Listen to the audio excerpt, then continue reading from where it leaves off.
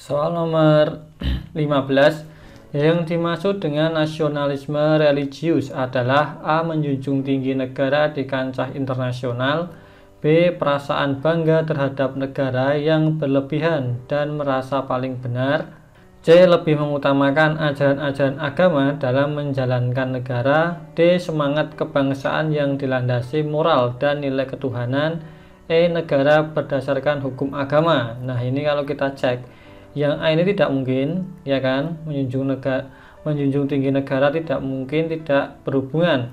B. Perasaan bangga terhadap negara yang berlebihan, ini juga tidak ada hubungannya. Yang C. Lebih mengutamakan ajaran-ajaran agama dalam menjalankan negara, ini juga tidak mungkin, karena ajaran agama itu digunakan sebagai dasar untuk menjalankan negara. Dasar menjalankan negara, Oke. Yang D. Semangat kebangsaan dilandasi moral dan nilai ketuhanan, ini masih masuk akal. Yang E. Negara berdasarkan hukum agama, ini juga tidak mungkin, karena agama itu kan bermacam-macam, jadi tidak mungkin digunakan sebagai dasar hukum negara. Hukum negara itu harus bisa mengayomi semua umat agama, seperti itu. Maka jawaban yang paling tepat adalah yang D, seperti ini ya. Soal nomor 16, memberi kesempatan rakyat untuk mengajukan saran dan kritik dalam hal pelaksanaan pembangunan yang dilakukan pemerintah merupakan contoh pengamalan sila A. Ketuhanan yang Maha Esa, B. Kemanusiaan yang adil dan beradab, C. Persatuan Indonesia, D. Kerakyatan yang dipimpin oleh hikmat kebijaksanaan dalam permusyawaratan dan perwakilan, atau E. Keadilan sosial bagi seluruh rakyat Indonesia. Yap, jawabannya adalah yang D.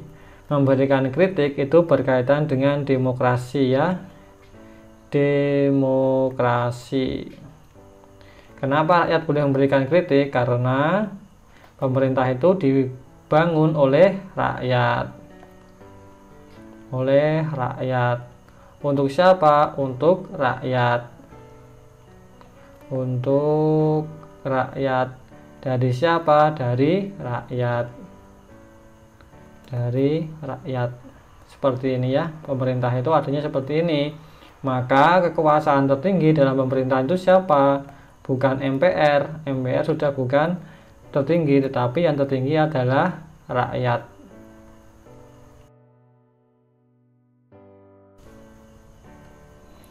Soal nomor 17, menjalankan pemerintahan yang bersih tanpa adanya kecurangan seperti korupsi merupakan pengamalan sila A. Ketuhanan yang Maha Esa, B. Kemanusiaan yang adil dan beradab, C. Persatuan Indonesia, D. Kerakyatan yang dipimpin oleh hikmat kebijaksanaan dalam permusyawaratan dan perwakilan, atau E. Keadilan sosial bagi seluruh rakyat Indonesia.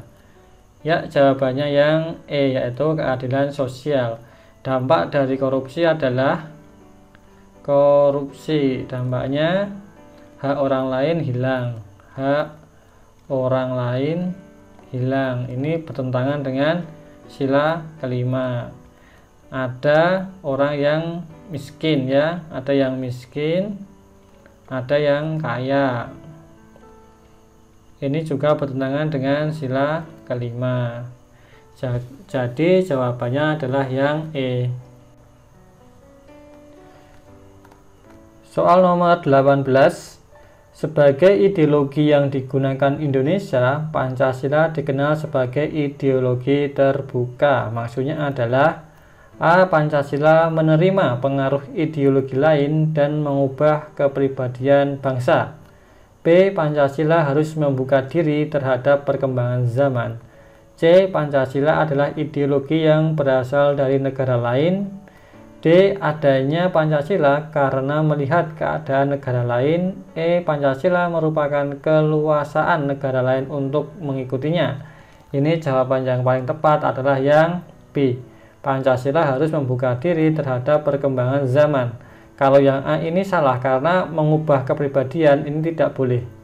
Kepribadian bangsa tidak boleh diubah. Kalau yang B ini masih bisa karena Pancasila harus mengikuti perkembangan,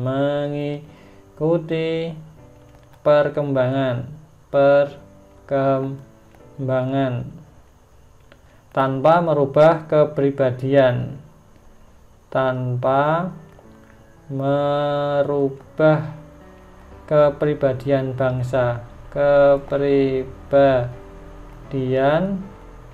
bangsa, seperti ini. Oke ya, itulah fungsinya, sehingga kita bisa melihat setiap tahun ada perubahan peraturan. Itu fungsinya adalah untuk mengikuti perkembangan zaman. Tetapi nilai-nilai Pancasila, sila pertama sampai sila kelima itu tidak akan pernah dirubah seperti itu. Soal nomor 19, dimensi fleksibilitas merupakan salah satu aspek terkait dengan Pancasila sebagai ideologi terbuka. Maksudnya adalah A. Mengandung cita-cita yang ingin dicapai. B. Yang terkandung di dalamnya harus berdasarkan nilai yang ada di kehidupan masyarakat. C. Mencerminkan kemampuan sebuah ideologi untuk menyesuaikan diri dengan perkembangan yang ada di masyarakat. D. Mudah dipengaruhi tanpa adanya pemilahan. E. Pancasila dapat diubah kapanpun oleh rakyatnya. Jawabannya adalah yang C. Fleksibilitas itu artinya adalah fleksibel itu artinya adalah tidak kaku. Maksudnya dia bisa menyesuaikan dengan perkembangan zaman, tetapi dengan cara di filter. Jadi dipilih-pilih seperti itu. Nah, kalau yang D di sini salahnya adalah tanpa adanya pemilahan atau tanpa difilter. Ini tidak boleh ya, harus ada filter. Yang E, Pancasila dapat diubah kapanpun. Nah, ini juga nggak bisa. Pancasila itu tidak bisa diubah sembarangan. Yang B ini dasar Pancasila. Kalau yang A mengandung cita-cita yang ingin dicapai, ini tidak ada hubungannya dengan fleksibilitas.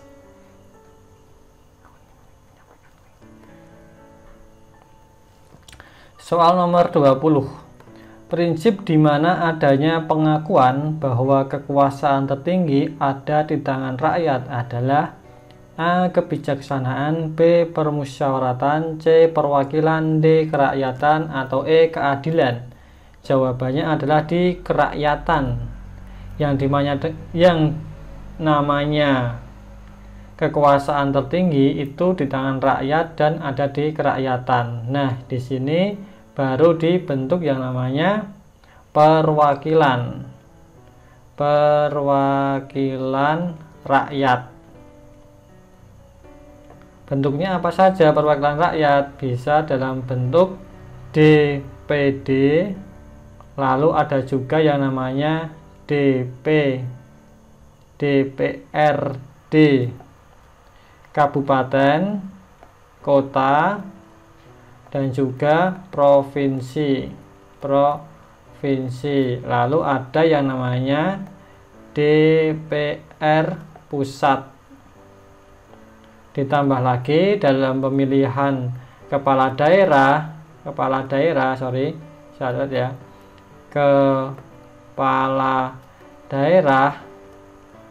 dilakukan oleh rakyat melalui apa? Melalui pilkada. Inilah bukti bahwa rakyat itu yang paling berkuasa di atas presiden ataupun yang lainnya.